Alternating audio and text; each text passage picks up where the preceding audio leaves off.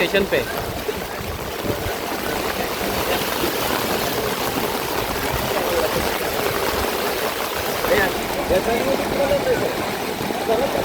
अंबरनाथ आणि बदलापूर शहरामध्ये मुसळधार पाऊस कोसळतोय आणि त्याचा परिणाम जनजीवन पूर्णपणे विस्कळीत झालेला आपल्याला पाहायला मिळतंय।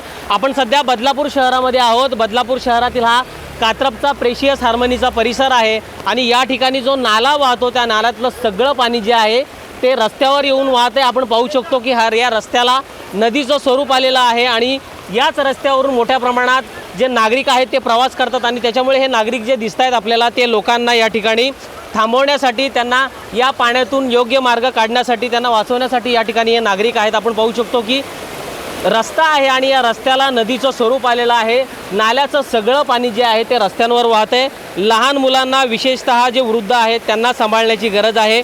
पालिका प्रशासनाकडून गरज नसेल तर बाहेर पडू नका अशा सूचना करण्यात आल्यात। मात्र पावसाचा जोर अजूनही कायम आहे आणि त्याच्यामुळे नदी नाले आहेत ते दुथडी भरून वाहताना दिसून येत आहेत। गणेश मंजुळानंतर न्यूज 18 लोकमत, बदलापूर।